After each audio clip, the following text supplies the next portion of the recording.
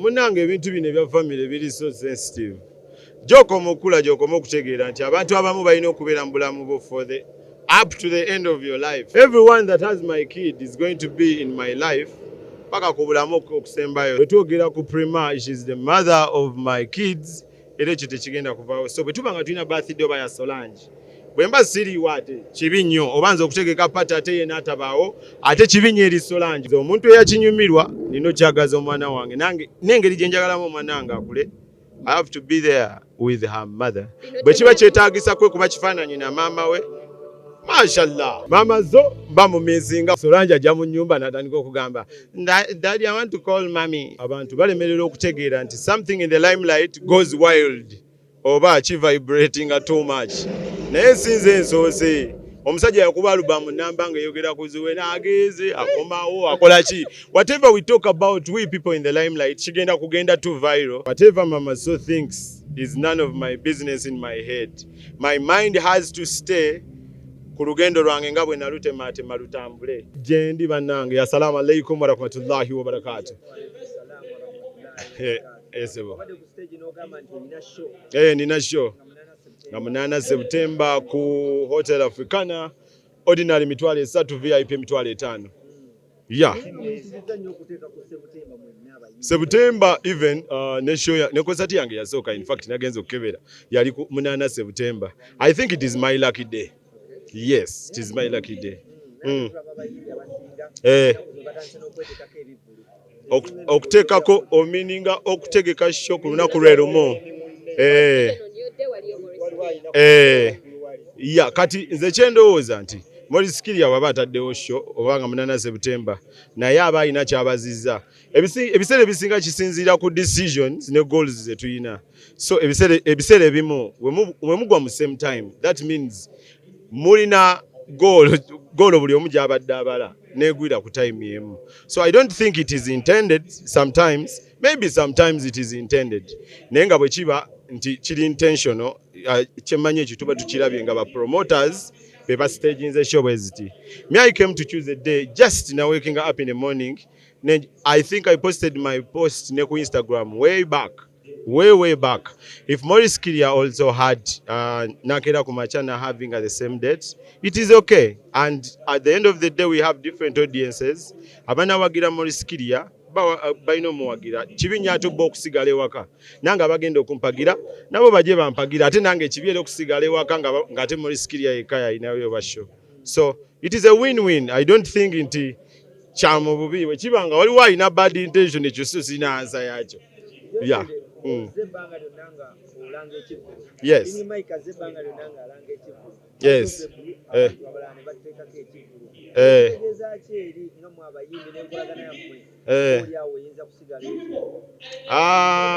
Enkolagana y'abayimbi, I think gwe ng'omuyimbi olina choosing abantu b'okolagana nabo mu industry.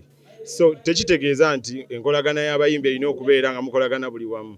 Ndowooza tuzze tukiraba n'ebibiina ebibaddewo bano tweyawudde ku kino kibadde ku kino nga bwe nagambye, we have different decisions, goals za njawulo. So n'abantu be tugenda okudiringa nabo baawuka, tebagenda kubeera nga abantu be bamu buli omu tuli wano twekutteko bwe tutyo tutegeera wano buli omu yandize nga awagirako Madrata Nkiko neera abasinga tetubalabyewo. Kitegeeza ate siga nti babaagala naye tebajja kukijja nabo oba abamu bino byo tebabyagala okitegeera. So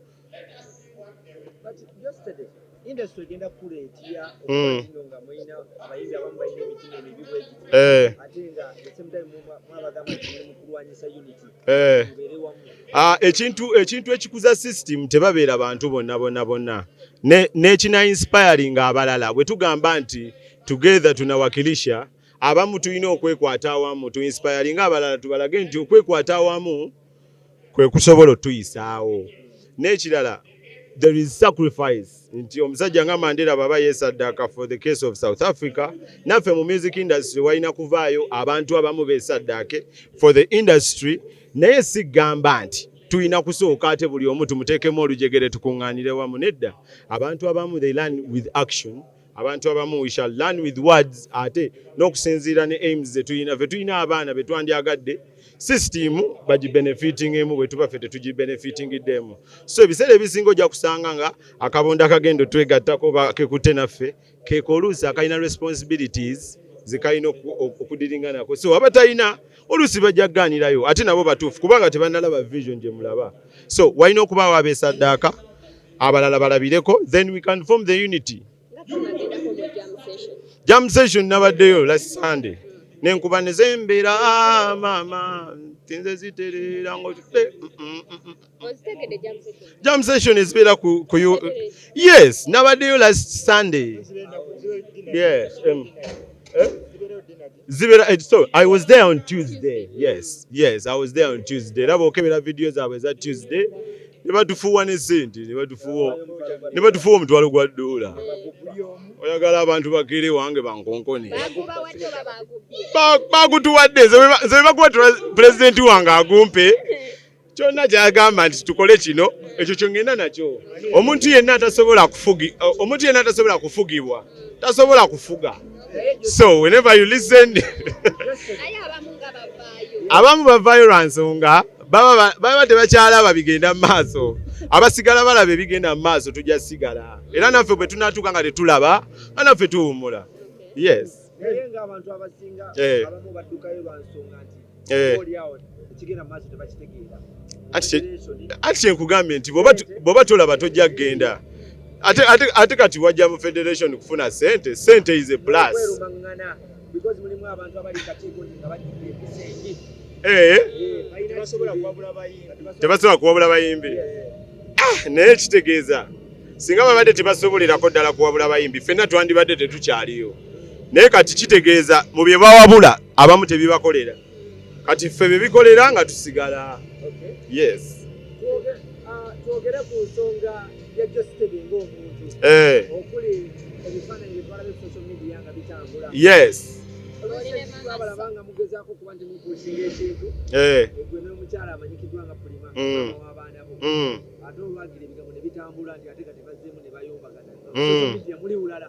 Ate twalabye ng'era tuteekayo ekifaananyi. Ki ekigenda mu maaso mu mukwano gwa Geosteady? Munange ebintu bino ebya family biri so sensitive. Gy'okoma okula gy'okoma okutegeera nti abantu abamu balina okubeera mu bulamu bwo for the up to the end of your life. So mama, so everyone that has my kid is going to be in my life paka ku bulamu okusembayo. So bwe twogera ku Prima, she is the mother of my kids, era ekyo tekigenda kuvaawo. So bwe tuba nga tulina birthday oba ya Solange, bwe mba siriiwo ate kibi nnyo obanza okutegeka pati ate ye n'atabaawo ate kibi nnyo eri Solange kubanga tetwagala musiigira kifaananyi ekyo kwegya emyaka. Naawe kennyini tewandyagadde kubeera nga oba maama wo batatawo tewamulabako ne maama wo oba ne taatawo ku myaka 4, 5, 6 okitegeera. So nze omuntu eyakinyumirwa nino kyagaza omwana wange nange n'engeri gye njagalamu omwana wange akule. I have to be there with her mother. Bwe kiba kyetaagisa kwe kuba kifaananyi na maama we, mashallah. Tosobola kukeera n'otamumisinga. Olina okumisinga omuntu. Maama zo mba mumisinga kubanga ezo ennaku bwe zityo bwe zitandika kati obuuza nziremu nze obuuza oddemu. Olina omumisinga kubanga ye maama waki. Era Solange ajja mu nnyumba n'atandika okugamba, Daddy, I want to call mommy. N'omugamba, hey, you can call mommy, call mommy. Namukubira ne boogera. Era omulaba okitegeera. As a person who would paint a family picture, you do miss a person in that picture. But since life is life, tewabeerawo kyakukyusa. Ebiseera ebisinga decisions zaffe zitwala mu maaso regardless of what kyetulowooza na biki bye tuyitamu na biki bye tukutte ne bitukutte. Kati decisions ate awe zijjiramu naye okumisinga is human.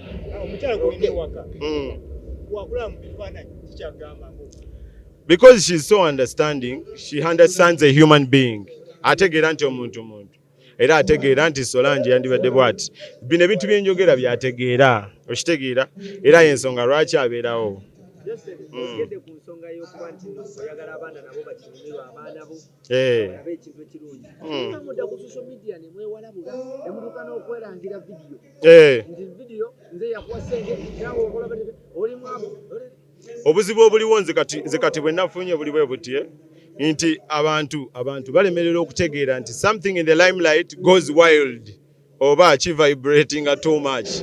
Naye sinze ensoose omusajja yakuba alubamu namba nga eyogera kuziwe n'ageze akomawo akola ki. Whatever we talk about, we people in the limelight kigenda kugenda too viral, and of which nti tugenda kubeera painted bad, but the following day kiki kyetukoze. What is Solange finding? If she finds her birthday colorful with her mommy and daddy nga bali great, she will not think about what happened last year. Yeah. You okay? But, yes. This weekend in Byokola interview ni mama so. Nagamba mbuno after that birthday 2 days after. Memory wafumukamu oli ex abata kyakujjukira. Kati it is like this. As Zebampita Geosteady, Hassan Chigozi. So whatever Mama So thinks is none of my business in my head.